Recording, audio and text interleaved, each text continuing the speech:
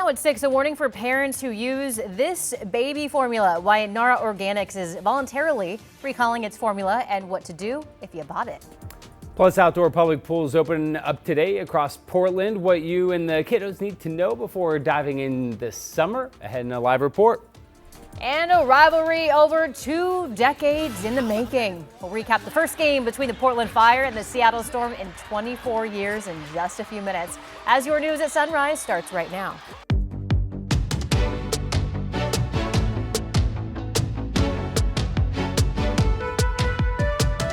Good morning, and thank you for joining us on your Thursday. I'm China Green. And I'm Matthew Herchik. Hope you're having a great start to your morning. Rod Hill is standing by with a look at the weather. Is that live? Yeah, this is live. We've got a little, the camera lens making a false looking little circle there, but it's a beautiful sunny morning up over Mount Hood. Let's see what temperature is. I haven't checked yet. 55, that's been running about the same up high as we are down low. Pretty shot over the Columbia from the Vancouver, the Springs at the waterfront. Temperature 54, actually a degree cooler than up at Timberline. This is a day with warming numbers expected. Yesterday we stopped in the upper 70s as expected. Today 72, and I have us warming up to 86. I say mostly sunny. In reality, you may notice some passing cloudiness from time to time, but pretty bright day to get us up into the mid 80s. We are checking traffic times on a Thursday morning. Mr. McGinnis is enjoying his holiday.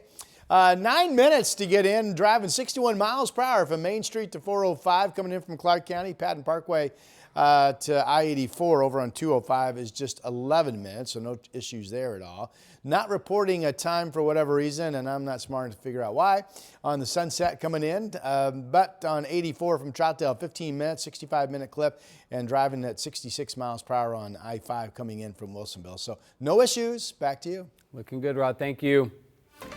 Well, we begin the morning with a critical warning for parents who use infant formula made by Nara Organics. The U.S. Food and Drug Administration and local health officials urging parents to immediately stop using powdered formula that is now linked to multiple cases of infant botulism. So far, the baby formula has been tied to 3 cases across the country, including in Washington. Those cases were traced back to formula that was bought at Target. Health officials are encouraging parents who bought the formula to keep a close eye on their babies and check if they're having difficulty moving their head, trouble swallowing or breathing, having different feeding habits or facial expressions. They warn if anything is out of the ordinary to call your baby's doctor. The vast majority of children who develop infant botulism, especially with early treatment, recover fully without any impairment. Nara Organics triggered the voluntary recall after the 3rd confirmed case from a customer. They posted a statement saying, in part, quote, "Stop using all Nara Organics infant formula immediately. We are heartbroken for the concern and stress this may cause your family." Meanwhile, dramatic new body camera video from the Clark County Sheriff's Office shows a deputy taking action to save a toddler authorities say was left in a hot car. Yeah, the toddler is okay, and now both parents are facing charges. This was last month when temperatures reached 92 degrees. Deputies say the child was left in the car with the windows barely cracked. Witnesses called 911, and when a deputy arrived, he broke the window. Let's do code 3. This kid's like not responding. He's super sweaty.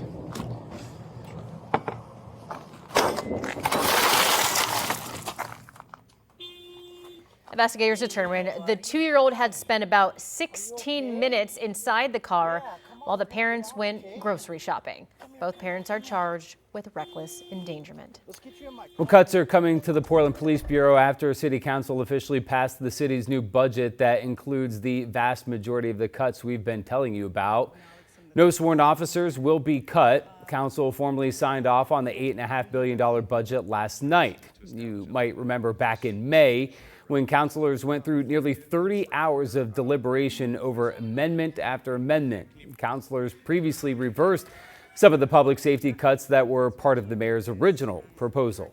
Meanwhile, a North Portland Day Center is set to close a year after it opened, but not because of budget cuts.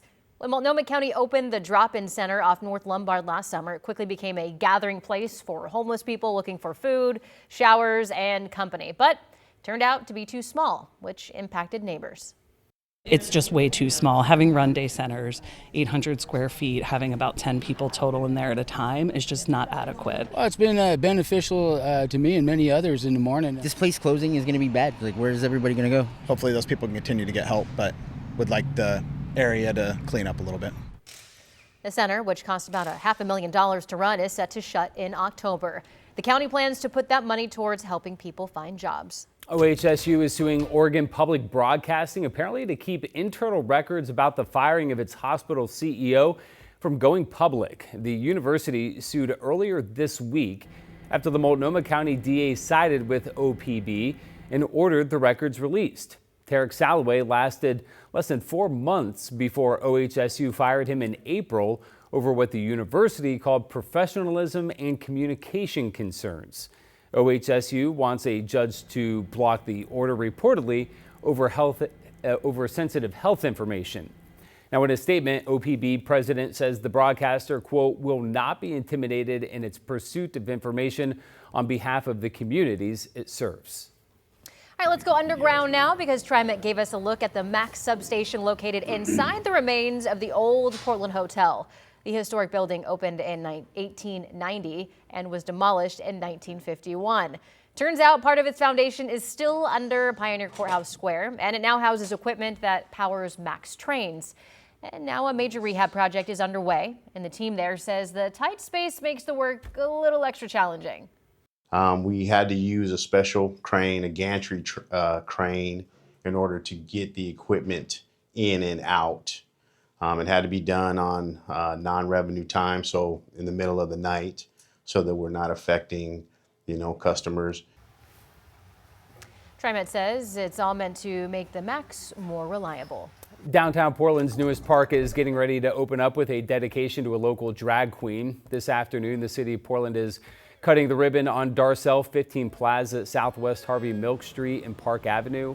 But that's not all they're doing to celebrate the newest park. There's also a spectacular grand opening party on June 25th. The plaza was closed back in 2018 due to structural concerns in the parking garage below it. The ribbon cutting ceremony is at 11 a.m. today. Also happening today, Portland Parks and Rec's outdoor pools are opening for the summer. There are 7 outdoor pools. 6 of them will be open through Sunday, August 23rd, with Peninsula Outdoor Pool staying open through Labor Day. Corey Johnson joins us live. And Corey, as more people are heading to the pools, water safety is a big concern. That's exactly right, Matthew. China, with school out and the weather really nice, summer is here. It's important to prepare your kids for the pool ahead of time. And so that's why Portland Parks and Rec is offering a week of complimentary swim lessons starting June 22nd to help swimmers of all ages build their confidence in the water. Now, we spoke with the owner of a local swim school about why it's so important that everyone learns how to swim. Drowning remains the #1 cause of death for children ages 1 to 4, and the second leading cause of death, unintentional death, for children 5 to 14. So it's a serious matter here. Everyone needs to learn how to talk, walk, crawl, and they need to learn how to swim. Now, taking formal swim lessons reduces the risk of drowning by up to 88%. That's according to the CDC. Now, in addition to teaching kids how to swim, Tyler says adults can take simple steps to help keep kids safe while they're in the water. You want to always have a designated water watcher. What we say is that if everyone's watching the pool, no one's watching the pool, because everyone's expecting to have eyes on it. But this is an adult whose sole responsibility, is to keep an eye on their swimmers.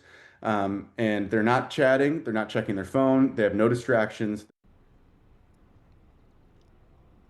Now, PP&R pools will have one free open play swim session each week this summer. So here they are at Creston Pool on Monday evenings, Peninsula Pool Tuesday afternoons, Montevilla Pool Tuesday evenings, Grant Pool Wednesday afternoons, Selwood Pool Wednesday evenings, and Pier Pool on Thursday afternoons. And for more information on these listings, make sure to take a picture of your screen right now. The website is listed at the bottom with more details. And that's portland.gov/parks/recreation/pools. Again, it's listed at the bottom of your screen, and you can find more information on pool hours, the rules, swim lessons, and much more important details at that website.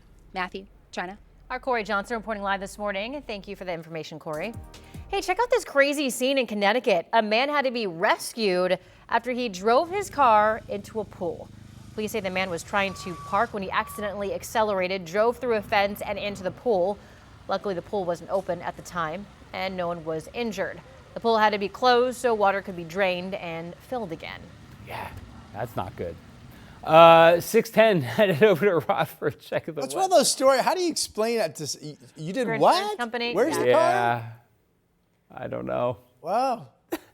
All right. One wrong turn. Hey, we're looking at the Oregon Zoo live this morning. I think this is the construction crew. I'm not positive. They're having an early morning meeting, and earlier they were all doing toe touches, and they were reaching their toes, which is more than I can do.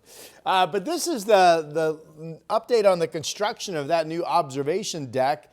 Last I knew, they were saying they were going to have that completed at some point in August. This is the entranceway. So that's what's going on at the Oregon Zoo this morning out in the gorge. Temperatures will be running in Hood River about the same as Portland, right around 86 degrees expected today in Hood River, and not much wind, just 5 to 15 miles per hour. Early morning shadows from the trees over Indian Creek Golf Course. Again, that's out in Hood River. Should be a beautiful day if you're going to be out in the Columbia River Gorge today. Temperatures this morning are comfortable. We're mainly in the 50s. It is 47 still up in Battleground, and still in the 40s in Estacada, Silverton, and Dallas 49. Salem and Almsville each, good morning to you. 54 is your temperature. Weather map today is dry. Some passing cloudiness, but generally partly to mostly sunny skies. We do have solid clouds up in Clatsop County again. You folks did get some sun yesterday, expected to today.